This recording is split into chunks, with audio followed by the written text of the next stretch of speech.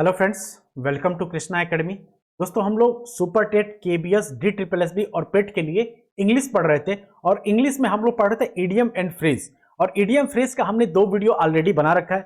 अगर आपने नहीं देखा है तो कृष्णा एकेडमी के प्लेलिस्ट में जाके आप जरूर उसे देख सकते हैं, ठीक है। और ये आज हमारा तीसरा वीडियो इडियम फ्रेज का, ये तीसरा वीडियो है जिसमें आज हम लोग 15 इंपॉर्टेंट इडियम फ्रेज को लिए हैं जो आपके एग्जाम में पूछे जाने की प्रबल संभावना है, ठीक है।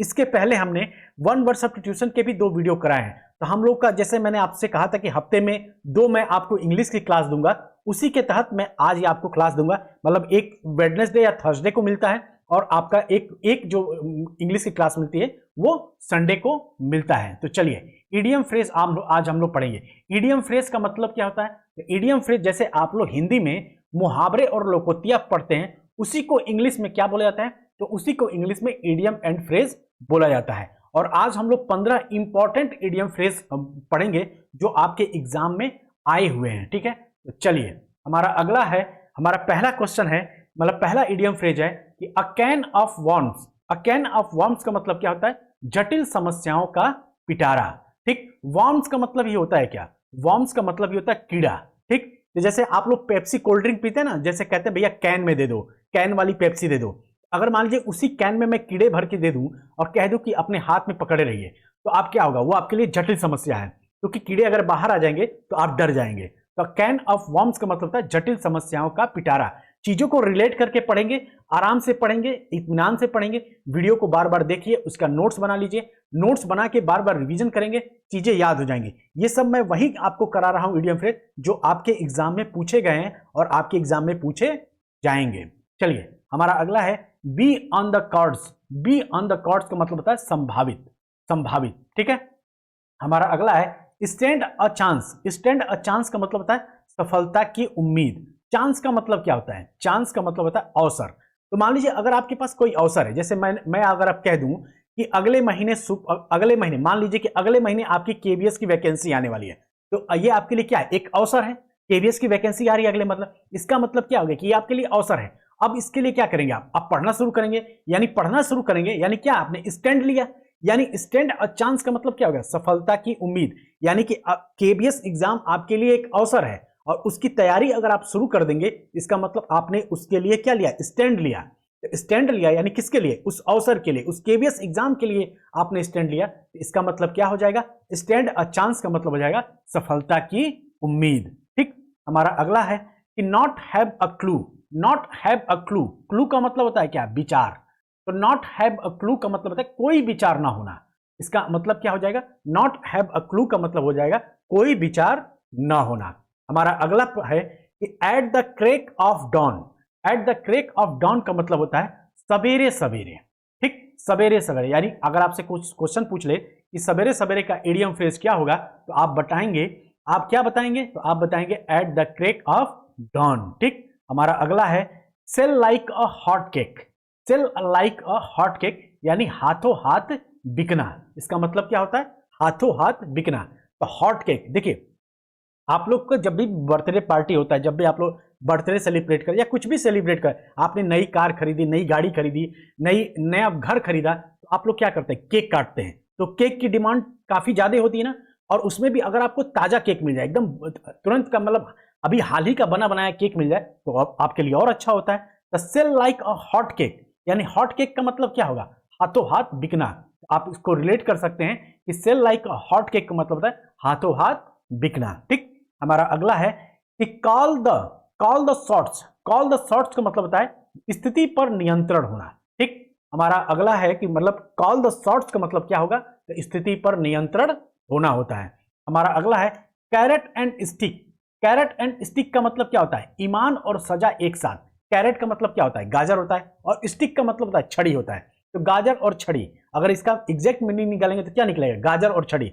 इसका तो कोई मतलब है नहीं। तो गाजर मतलब मान लीजिए कोई आपको आपको आपको इनाम में गाजर दे दिया, ठीक है, कि भाई लो ये मेरे पास गाजर है, इसका तुम हलवा हलवा बना के खा लेना, और उसके साथ साथ एक छड़ी भी दे दिया। तो आप पूछेंगे भैया ये क्यों दे रहे हो? क्या इनाम और सजा दोनों एक साथ मिलेगा आपको? ठीक। तो कैरेट एंड स्टिक का मतलब क्या होगा? इनाम और सजा एक साथ देना, ठीक। हमारा अगला, और ये इंपॉर्टेंट है दोस्तों, इसको आप लोग कहीं आप लोग नोट कर लीजिएगा, ये बड़ा पूछा जाता है सर, और ये भी आपसे बहुत पूछा जाता है कि हमारा अगला है कि build castle in the air. Build castles in the air का मतलब होता है हवाई किले बनाना। Build castle in the air, air का मतलब अब हवा में भाई, जब तुम घर बनाओगे इसका मतलब क्या है, हवाई किले बनाए। जैसे दो तीन चार दोस्त मिल जाते हैं और कहता है भाई अपने बारे में कुछ बताओ, तो होता है ना कि कोई एक मार एकदम लगता है कि अपनी बड़ी बड़ी फेंकने लगता है, तो दूसरा दोस्त कहता है पहले वाले साला फेंक रहा है। ठीक, इसका मतलब क्या हो गया, इसका मतलब हो गया build castle in the air, यानी कि हवाई किले बनाना। आप इसे याद रखेंगे। ठीक है, हमारा अगला है play cat and mouse with. Play cat and mouse with का मतलब होता है लुका छिपी खेलना। जैसे आप लोग एक सीरियल आता था, मतलब एक कार्टून आता था टॉम एंड जेरी का, टॉम एंड जेरी का। उसमें टॉम क्या था, उसमें टॉम कैट था, ठीक, कैट था, और जेरी क्या था, जेरी एक माउस था, चूहा था।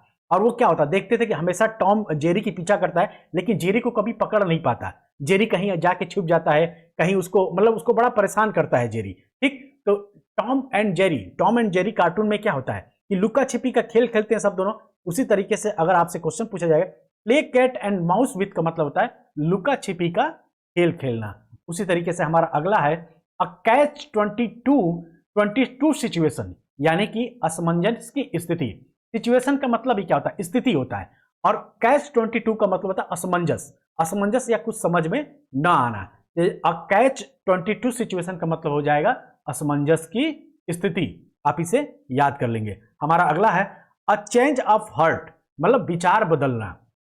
अ चेंज ऑफ हार्ट मान लीजिए हृदय परिवर्तन। जैसे मान लीजिए हृदय परिवर्तन हो गया, जैसे मान लीजिए आप किसी से गुस्सा है, बहुत ज्यादा गुस्सा है, और उससे बदला लेना चाहते हैं, लेकिन फिर आपको उस पे दया आ जाती है, यानी क्या हो गया, अ चेंज ऑफ हार्ट, यानी आपका क्या हो गया, हृदय परिवर्तन हो गया, या और आपका विचार बदल गया। अ चेंज ऑफ हार्ट का मतलब क्या होता है, विचार बदलना। ठीक, हमारा अगला है three cheers for. Three cheers for का मतलब क्या होता है, शुभकामनाएं देना।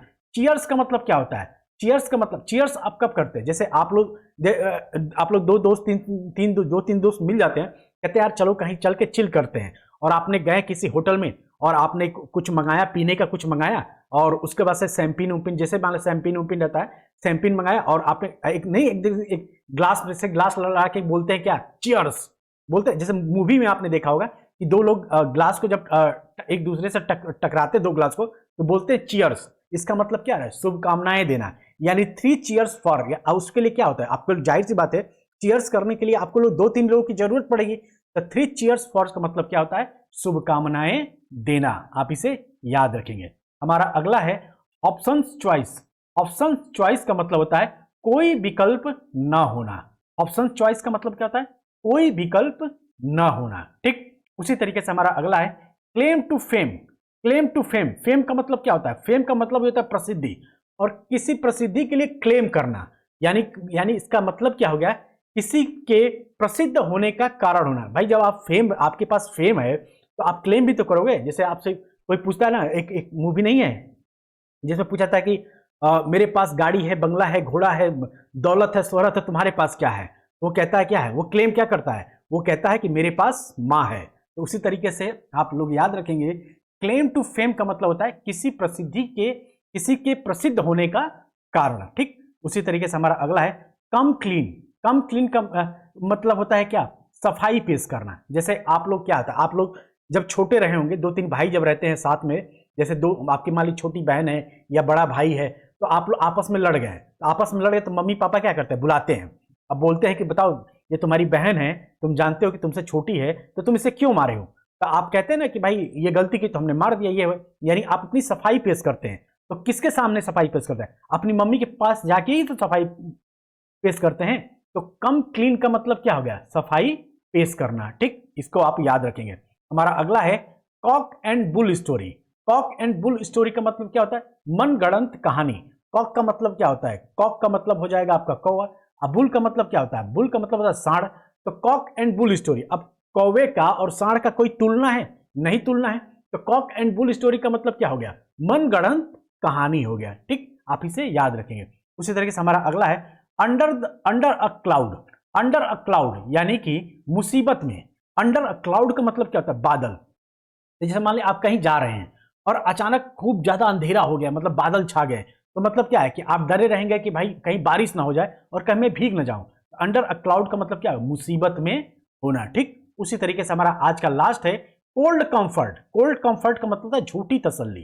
कोल्ड कंफर्ट का मतलब कहता है झूठी तसल्ली, यानी कि कंफर्ट तो है, कंफर्ट का मतलब क्या होता है, कंफर्ट का मतलब तो आरामदायक, लेकिन क्या है, ठंडा है।